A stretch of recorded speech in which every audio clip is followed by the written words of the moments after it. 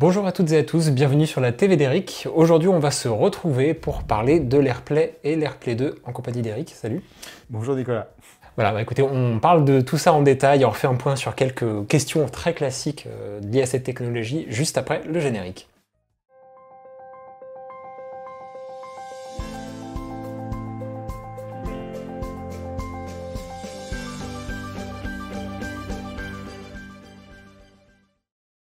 Donc aujourd'hui, on se retrouve pour parler de l'AirPlay et de l'AirPlay 2. On avait déjà fait une vidéo sur le sujet il y a un petit moment. C'est vrai qu'on a pas mal de questions au téléphone finalement. Donc on s'est dit qu'il était temps d'en reparler un petit peu tous ensemble. Donc l'AirPlay, c'est quand même une norme qui a plus de 15 ans désormais. Complètement, qui est complètement associé à Apple. Apple forcément parce que c'est un protocole qui est propriétaire. Et qui, au niveau de la diffusion, d'ailleurs, tout de suite, pour être très clair, si on veut diffuser en AirPlay, il faut obligatoirement un produit Apple, un iPhone, un iPad, un Mac sous macOS ou encore une Apple TV. Ça, c'est, voilà, il n'y a pas le choix. Autant il y a d'autres protocoles, Bluetooth, Chromecast, ça vient de plein d'appareils. Là, c'est le diffuseur, la source, c'est forcément du Apple. Ça, c'est le premier truc, c'est indéniable. Et au fur et à mesure du temps, donc c'est vrai qu'on est presque sur une quinzaine d'années d'exploitation pour ce format-là, il est très important qu'on fasse le distinguo entre l'AirPlay qui est arrivé au courant 2010 et l'AirPlay 2. Oui, tout à fait. Alors, c'est vrai qu'il y a une belle évolution sur l'AirPlay 2 qui est arrivé il y a maintenant 5 ans, c'est qu'il apporte le multi-room. Alors, c'est vrai que quand on a des produits AirPlay, comment on peut savoir si le produit est AirPlay 1 ou AirPlay 2? C'est tout simplement depuis mon iPhone, je fais apparaître tous les diffuseurs AirPlay. Ouais. Et bien, tous ceux qui sont AirPlay, je peux le sélectionner et je ne pourrais pas en sélectionner d'autres. Ouais. Que sur l'AirPlay 2, on est en multidiffusion, en multi-room, c'est-à-dire que je peux sélectionner 3 produits AirPlay 2 et à ce moment-là, ce que je vais lire depuis mon iPhone va partir vers ces 3 produits. Ouais. Si je suis en AirPlay, je ne peux envoyer que vers un seul produit. Donc pour résumer, AirPlay 1, c'est monodiffusion, AirPlay 2, c'est multi-room et du coup multi-marque. D'accord, et donc ça c'est un avantage, comme tu le dis, c'est multi-marque. Par contre, faites attention, effectivement, oui, il faut que chaque appareil soit compatible AirPlay 2 si on veut faire de l'AirPlay 2, évidemment. Si tu en as un sur 3, admettons, qui est en AirPlay 1, on va être bloqué, hein, c'est bien ça? Oui, parce qu'en fait, l'AirPlay 1 est exclusif. Dès que je l'ai sélectionné, ça désélectionne tous les autres, par exemple. Tout à fait. Donc, historiquement, l'AirPlay est arrivé en 2004 sur les Board Express. C'est-à-dire que j'avais un Mac, je venais brancher une espèce de grosse prise qui avait une sortie mini jack et je pouvais envoyer via le Wi-Fi, via le réseau. Donc ça, c'est important. C'est ce qui caractérise l'AirPlay. C'est un protocole de diffusion audio et audio-vidéo sur le réseau Wi-Fi de la maison. Donc déjà, contrairement à du Bluetooth, je suis dans la campagne, j'ai une enceinte AirPlay, y compris sur batterie, parce qu'aujourd'hui, elles existent. Je ne peux pas faire d'AirPlay parce que ça se repose sur un réseau Wi-Fi, celui d'un hôtel, celui d'un Airbnb, celui de la maison, etc. Donc ça, c'est le premier point. Ensuite est apparu l'iPhone 1 en 2007. Donc là, ça permettait, depuis l'iPhone, d'envoyer à nouveau vers les bornes Airport Express ou d'envoyer vers une Apple TV. Donc ça, voilà, c'est comme ça qu'est né l'AirPlay. Ensuite, le précurseur, ça a été Sonos qui a commencé à embarquer de l'AirPlay aussi sur ses produits, ou Bluesound, ou Denon EOS par exemple. Donc c'est-à-dire qu'aujourd'hui, beaucoup de produits de la hi-fi embarquent l'AirPlay. Ou l'AirPlay 2. On peut même dire sans se tromper qu'effectivement l'AirPlay en termes de constructeur c'est écrassant par rapport à Chromecast. On le trouve bien plus que... Oui, tout à fait. Ça s'explique simplement. C'est que nous on le voit sur nos clients et sur les questions qu'on a. On a un contact sur 2 qui est au moins un produit Apple dans la maison, donc a envie ou a déjà fait de l'AirPlay. Donc c'est vrai qu'aujourd'hui tous les constructeurs se disent se priver de 50% des utilisateurs de smartphones, en tout cas dans cette catégorie, dans ce type d'utilisateur, c'est dommage. Donc ce qui fait qu'aujourd'hui, tous les produits hi-fi connectés embarquent soit l'AirPlay, soit l'AirPlay 2. Donc attention, c'est pas parce que l'AirPlay 2 est sorti en 2018 que tous les produits AirPlay sont AirPlay 2. Pour des raisons soit de coût au niveau des cartes électroniques, soit de royalties, parce que c'est loin d'être gratuit, on peut imaginer d'utiliser AirPlay, eh bien des constructeurs restent sur l'AirPlay 1. Donc, tout simplement, dans la boutique d'Eric, nous, on fait vraiment le distinguo. C'est-à-dire que vous verrez dans nos comparatifs, il y a des cases à cocher, dans les logos, dans les textes.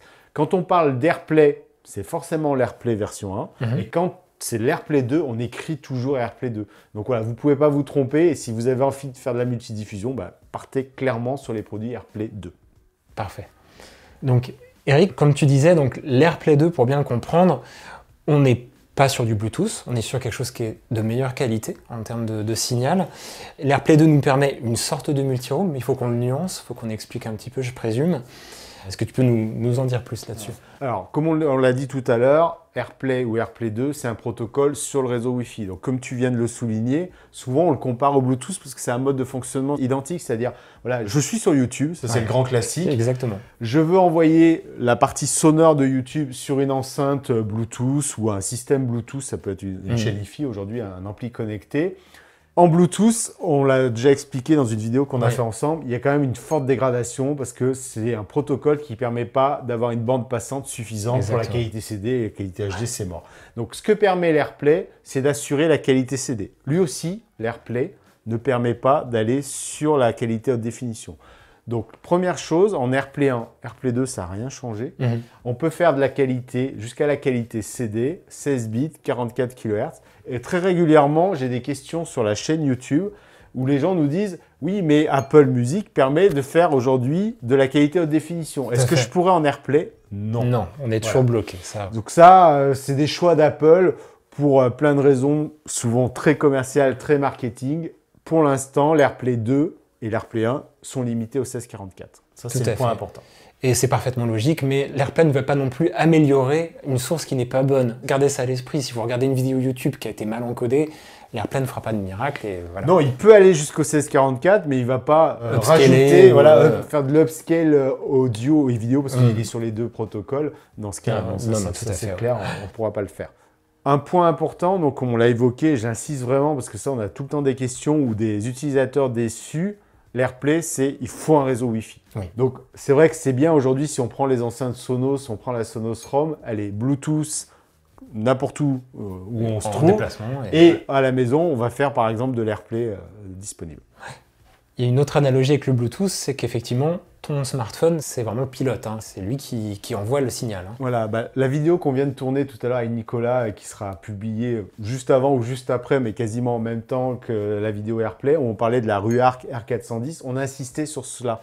C'est quand vous faites de l'AirPlay, 1 ou 2, alors c'est forcément un appareil Apple, j'insiste, votre appareil Apple est le lecteur. C'est-à-dire que vous aurez à beau avoir la meilleure enceinte du monde avec le meilleur streamer intégré, d'aller sur le Cambridge Audio que j'ai ici, le MXN10. On a même les Auralic qui sont des excellents streamers, alors, avec potentiellement d'excellents DAC si on prend les Altair. Bien sûr. Mais dans tous les cas, la partie streaming, elle est assurée par votre iPhone. Donc là encore, quand vous êtes sur des très bons produits, très haut de gamme en Wi-Fi, qui font de l'AirPlay, c'est le côté pratique. Ou pour certains utilisateurs de la maison qui ne veulent pas abandonner leur appli. Mais voilà, si vous achetez un Auralic qui est AirPlay, par exemple, ne faites pas de l'AirPlay. Voilà, c'est une carte que vous avez dans votre jeu, c'est pas la meilleure. Donc voilà, il faut juste composer avec ça. Parce qu'encore une fois, c'est l'iPhone qui dit, avec tout ce qu'on a déjà expliqué plein de fois, il fait plein de choses en même temps, donc il va le faire un peu moins bien qu'un streamer dédié, il va y avoir du jitter, son logiciel, ses composants ne sont pas optimales là-dessus. Donc voilà, l'AirPlay, c'est le côté super pratique. Donc c'est plutôt destiné à des produits qu'on a ici, les fameux HomePod d'Apple, les produits de chez Bluetooth, chez Denon, chez Sonos. Aujourd'hui, ils embarquent tous l'AirPlay et souvent l'AirPlay 2 dans les dernières générations. Et puis voilà, sur les lecteurs réseau d'entrée de gamme, c'est très pratique. Complètement. L'Octavio, c'est un parfait exemple. C'est toujours une très bonne chose qu'on ait l'AirPlay sur ce lecteur. Voilà, donc ça vous permet, en plus d'utiliser l'appli Octavio qu'on va conseiller pour la qualité sonore, je ne veux pas perdre mes habitudes. Et un point essentiel, l'AirPlay, c'est la solution ultime pour Apple Music. Parce qu'Apple a un accord avec Sonos exclusif. Donc Apple Music n'est embarqué en intégré dans aucune solution Wi-Fi, dans aucune enceinte Wi-Fi, dans aucun lecteur réseau Wi-Fi, parce qu'il y a un accord Sonos et Apple. Donc tout se fera par l'AirPlay et l'AirPlay 2. Donc très bien, on a vu la qualité du flux, etc. Est-ce que c'est facile vraiment en mise en œuvre à l'utilisation? Je vais prendre ma casquette Apple. Si c'est Apple, c'est facile. Alors oui et non, parce que en fait, déjà à chaque version d'iOS, il y a des petits plus, des petits moins, etc. Donc je suis passé sous l'iOS 17, il faut se réhabituer. Aujourd'hui, depuis l'iOS 14-15, toutes les sources sont là-haut, AirPlay. C'est-à-dire que ici, je vais dans mes sources AirPlay, j'en vois plein, que ce soit audio et vidéo. Donc ça, c'est la première chose. Donc je peux simplement me dire, tiens, je vais envoyer sur mon enceinte AirPlay, je la sélectionne, et après je vais dans YouTube, je vais dans Deezer, je vais bref dans un truc qui fait du bruit, on va dire. Ouais. Bref, une application musicale et ça va partir. Et quand je dis oui et non, c'est parce qu'après, chaque application, que ce soit Qobuz, Tidal, Spotify, YouTube, rajoute leur petite icône qui permet de faire de l'AirPlay. Donc un coup c'est à droite, un coup c'est en haut, un coup c'est en bas. Donc c'est un petit peu la complexité du truc. Voilà. Bon, ça va. Mais globalement, je dirais soit on choisit de router tout le son de son iPhone et on le fait dans le tableau de bord, soit on le fait dans l'appli. Après, on voit apparaître tout ce qui est connecté sur le réseau Wi-Fi, j'insiste. Donc là aussi, il y a des clients qui nous appellent, le AirPlay ne marche pas, l'enceinte ne marche pas, parce qu'ils sont encore en 4G ou en 5G. Vous devez avoir votre appareil sur le même réseau Wi-Fi que le lecteur réseau, que le HomePod, que l'enceinte AirPlay 2 ou AirPlay 1. Et ensuite, après, vous choisissez AirPlay 1 ou sinon, vous cochez plusieurs produits AirPlay 2. Particularité de l'AirPlay 2, c'est que si vous en avez coché plusieurs, vous trouvez des fonctions qu'on trouve chez BlueOS, chez Sonos, chez EOS. C'est-à-dire que vous allez pouvoir gérer le son de l'ensemble ou individuellement. Franchement, ça marchote. Ouais, j'allais y venir. Est-ce qu'on peut considérer que l'AirPlay 2 est un bon multi-room, une bonne solution multi-room? C'est de la multidiffusion dans le sens où c'est la seule solution du marché, et encore pour très longtemps, pour ne pas dire pour toujours, qui permet de faire du multi-room entre un produit Sonos, entre un produit Apple, entre un produit EOS, entre un produit Cambridge. Bah, c'est multimarque parce que c'est AirPlay 2. Après, pour l'avoir utilisé régulièrement avec plusieurs HomePod, donc des produits Apple, qu'on peut imaginer qui savent plutôt intégrer l'AirPlay 2, franchement, quand on connaît BlueOS, quand on connaît EOS, quand on connaît Sonos et leur vraie fonction multi-room, elle marche parfaitement. J'associe, je désassocie, je règle le volume sonore de l'autre, ça marche très bien. Avec les HomePod, franchement, c'est la bataille à chaque fois. Le nombre de fois où un de mes HomePod n'a pas réagi, ou au contraire, les deux sont montés en volume sonore de manière exagérée. Donc, l'AirPlay 2 en multi-room, ouais, de temps en temps, dans une résidence secondaire, mais tous les jours à la maison, partez sur des vraies solutions multi-room. On a fait une vidéo ensemble là-dessus, donc vous les connaissez, c'est Denon EOS, Bluesound, Sonos, et là, vous avez du multi-room qui marche. Et donc, très brièvement, Eric, si on devait comparer l'AirPlay 2 au Chromecast, t'en penses quoi? Alors moi, je suis Apple, c'est forcément meilleur. Toi, t'es Android, voilà. c'est forcément Chromecast qui est meilleur. C'est ça. Le gros défaut de l'AirPlay, on l'a évoqué tout à l'heure, c'est qu'il faut forcément un diffuseur de chez Apple. Donc voilà, c'est-à-dire qu'aujourd'hui, j'ai un PC sous Windows, c'est mort. J'ai des appareils Android, Linux, Chrome OS, etc. On ne pourra jamais en faire. Donc voilà, l'AirPlay, ça fonctionne exclusivement avec des sources sous iOS, sous macOS, sous tvOS, sous iPadOS, bref, tous les trucs Apple. Voilà. Là, ça marche bien.